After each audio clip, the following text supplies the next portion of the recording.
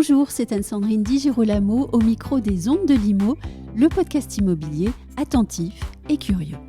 Fort d'une solide et longue expérience en négociation de fonds de commerce, au contact des commerçants et des entrepreneurs, vendeurs ou acquéreurs, Arnaud Villeroy a développé une expertise qu'il partage désormais avec nous au micro, tout comme il le fait régulièrement en formation avec les utilisateurs de sa plateforme estimée moncommerce.fr. Dans cet épisode, c'est de prospection que nous parlerons, car prospecter les commerces de façon efficace, c'est possible. Voici comment avec Arnaud Villeroy.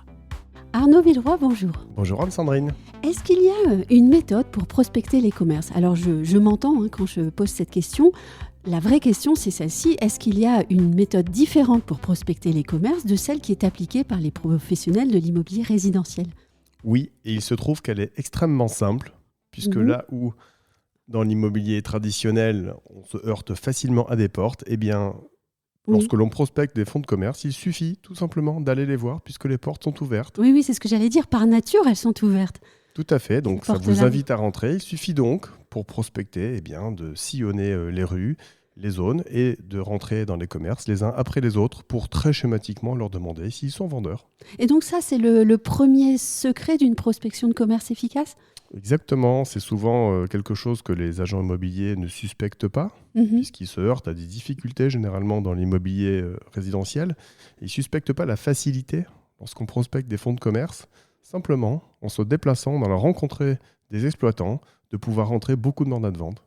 Alors, sans vouloir dégrader votre propos, moi, si je me mets à rentrer d'un hôtel à l'autre et puis à l'autre, je ne vais pas finaliser les affaires aussi facilement. Donc, vous venez de nous donner le premier secret, le premier pas pour avoir la bonne méthode, mais je suppose qu'il y a aussi d'autres points importants à accomplir pour pouvoir justement prospecter les commerces de façon efficace. Oui, il ne faut pas trop théoriser, ça reste un métier de terrain, il faut s'en souvenir. Donc l'essentiel est de prendre son courage à deux mains et de descendre dans la rue pour rencontrer les exploitants. À partir de là, bien évidemment, lorsqu'on ouvre la bouche, c'est là qu'on est crédible ou qu'on ne l'est pas. Il faut préparer un petit pitch pour, en 20 secondes, se présenter rapidement. Il faut peut-être présenter des affaires qu'on a potentiellement vendues. Si on n'en a pas vendu, la façon dont on va travailler.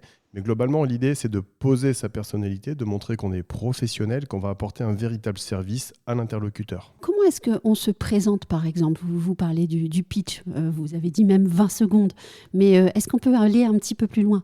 Oui, l'objectif pour un exploitant, c'est d'être rassuré sur le fait qu'on va pouvoir s'occuper de la vente de son affaire sans que lui n'ait rien à faire. L'objectif donc est de composer ce pitch assez rapide en le rassurant sur le fait qu'on va s'occuper de A à Z de la vente, en sélectionnant ses acheteurs surtout pour éviter ce qu'on appelle un peu les touristes, en lui permettant de se consacrer à son exploitation pendant que nous, on va s'occuper de toutes les démarches, de trouver des acquéreurs, d'encadrer le compromis, les négociations au préalable bien entendu et d'accompagner l'acquéreur jusqu'au bout de la mission et donc l'obtention du prêt professionnel. Est-ce qu'il y a un comportement à adopter ? Je privilégie toujours le naturel, la sincérité, la bienveillance, mais la fermeté également, parce qu'il y a des vendeurs qui sont vraiment vendeurs et il y en a d'autres qui cherchent un petit peu un miracle. Et comment est-ce qu'on engage le dialogue avec quelqu'un qui ne vous attendait pas forcément ? Très simple, on rentre dans le commerce, on identifie relativement facilement la personne qui est décideur, l'exploitant, puisqu'on a quand même un peu de bon sens de l'agent immobilier. On arrive vers la personne et globalement, ça donne « Bonjour, est-ce que j'ai le plaisir de parler au patron ?» Ça va être généralement oui, il faut voir, c'est pourquoi. Mais écoutez, je suis simplement venu vous laisser ma carte. Il va regarder votre carte, vous le connaissez, oui ou non. Là, j'ai mon petit pitch de 20 secondes, au bout duquel la personne a compris pourquoi je suis là. Et globalement, la question qui arrive très facilement, c'est « Je suis venu voir si vous étiez vendeur ». Et puis ensuite ? Eh bien, dans un très grand nombre de cas, à peu près un cas sur 4, la réponse va être oui. C'est assez important, un cas sur 4. Oui, gros turnover chez les commerçants, 3 à 5 ans en moyenne, donc beaucoup de vendeurs qui sont potentiellement vendeurs de leur commerce. Et j'en profite d'ailleurs pour casser une idée reçue et un gros piège dans lequel tombent beaucoup d'agents immobiliers. Ils me disent « Moi, je ne fais pas de commerce parce qu'on m'appelle rarement pour un commerce en vente. » Erreur majeure, il ne faut pas attendre qu'on vous appelle pour rentrer des mandats de vente de commerce. Il faut aller les chercher. Mais alors, il faut peut-être aussi se doter des bons outils. C'est peut-être aussi un frein. C'est peut-être pour cela que ces agents immobiliers répondent ça. Moi, je ne prends pas de commerce ou je n'ai pas de commerce à vendre. Effectivement, la prospection, c'est la première étape de 10 étapes au total pour réussir une vente. Et c'est un blocage. Donc déjà, on a vu comment on casse ce blocage. L'idée derrière, c'est de pouvoir réaliser, lors de ce qu'on appelle le rendez-vous R1, le prochain rendez-vous, une bonne découverte professionnelle de l'exploitant et de son affaire. Pour ça, il y a des outils. On en a notamment créé avec Estimer mon commerce, une suite complète d'outils. Par exemple, une trame qui permet de conduire un entretien de manière très simple face à un vendeur pour être tout à fait crédible face à lui. Est-ce que, par exemple, quand on se retrouve face à ce commerçant, qui n'est peut-être pas forcément curieux, hein, parce qu'il est peut-être pris dans son quotidien, ou bien parce qu'il est à quelques heures du service, ou bien même d'un moment important, est-ce que je dois quand même susciter chez lui des questions ? Est-ce que, par exemple, je dois être intrusif ? Est-ce que je dois m'imposer ? Absolument pas. L'objectif de la prospection, j'aime pas tellement le mot, mais c'est de l'abattage. C'est-à-dire qu'il faut prendre un rendez-vous R1 sur son agenda. Il ne faut pas se tromper d'objectif. L'objectif, c'est pas de rester chez l'exploitant en discutant le bout de gras avec lui. On le dérange. Oui. L'idée, c'est de dire, OK, vous êtes vendeur. Je reviendrai vous voir à un autre moment. On va se prendre 1 heure ou 2 pour bien comprendre comment fonctionne votre exploitation, vous poser les bonnes questions, être en mesure de la présenter de manière professionnelle aux acquéreurs qu'on recevra pour vous. Voilà, est-ce qu'après-demain, 14h30 vous convient ? Plutôt 15h, très bien. Votre nom, votre numéro de téléphone, il faudra votre bail, votre bilan. Très bonne journée. Après-demain, 14h. Et vous passez au suivant, et au suivant, et au suivant. Voilà, ça, c'est l'objectif de la prospection, remplir un agenda de rendez-vous R1. Souvent, les agents immobiliers parlent aussi de secteur. Ils fonctionnent par rue qu'ils prospectent. Est-ce que vous allez aussi adopter cette méthode-là ? La sectorisation... Pas franchement, l'objectif c'est de prospecter toute la zone. Alors ça va très vite, hein. Je vais vous donner un exemple sur une ville comme Nice que je connais. On prospecte une ville comme Nice en 2 jours. Donc en une journée de prospection de 9h à 18h, l'objectif c'est d'être sur le terrain avec ses cartes de visite et son agenda, rien d'autre. C'est vraiment de rencontrer le plus de monde possible et on arrive à le faire très très rapidement. C'est 2, 3, 4 minutes, 5 minutes par commerce, sans a priori si possible évidemment. Oui.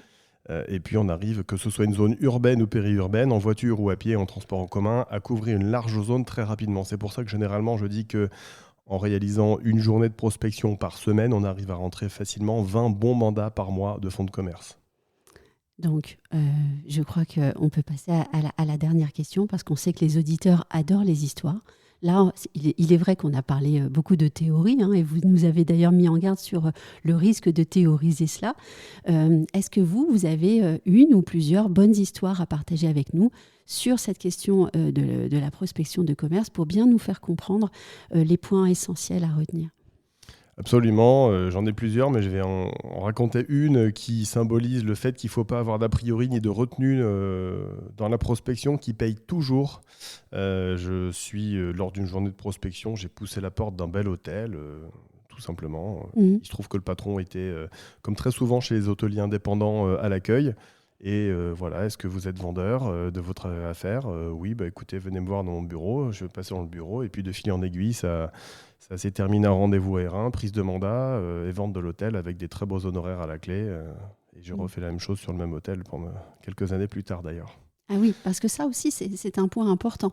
C'est-à-dire qu'une affaire se revend plusieurs fois. Absolument, il m'est arrivé sur 12 ans de vendre 4 fois la même affaire, et pour des bonnes raisons à chaque fois. Et là, il n'y avait pas de prospection à refaire d'ailleurs. On vous a rappelé derrière ? Alors oui et non. Oui. On m'a rappelé bien évidemment, mais de temps en temps, par exemple pour l'hôtel, je suis revenu quelques années plus tard, il n'était pas forcément vendeur, on a discuté 2 minutes, il m'a dit je ne suis pas vendeur, mais bon, si on me met sur la table 5 millions, pourquoi pas ? Alors je dis écoutez, c'est un peu cher, mais pourquoi pas, on peut essayer. Je lui ai demandé l'exclusivité, il m'a dit ok, allons-y, et puis cet hôtel, j'ai trouvé un acquérant l'après-midi, au prix qu'il a demandé. Et donc, on peut dire que ce podcast n'est finalement absolument pas plein de scoops. Moi, la seule chose que je retiens, c'est qu'il faut pousser la porte et puis pousser le plus de portes possible. C'est ça qui est beau. La prospection en fonds de commerce, c'est pas une science complexe. Il suffit de sortir, c'est un métier de terrain. C'est pour ça que vous avez l'air si athlétique. Mais en plus, c'est très agréable. Vous savez, la prospection avec les commerçants, on rencontre des gens sympas, on se déplace, ils sortent le matin aussi, on boit des cafés. Voilà, c'est très sympa, c'est très gratifiant et ça paye. Oui, il est vrai qu'on n'a pas évoqué ce point essentiel. C'est la beauté des rapports humains dans ce travail. Exactement. Et puis, vous allez pouvoir trouver chez les exploitants qui ne sont pas eux-mêmes vendeurs beaucoup de tuyaux de vente.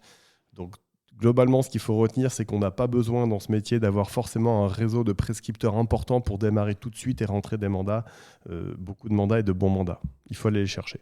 Merci beaucoup Arnaud Villeroy. Avec plaisir, Anne-Sandrine.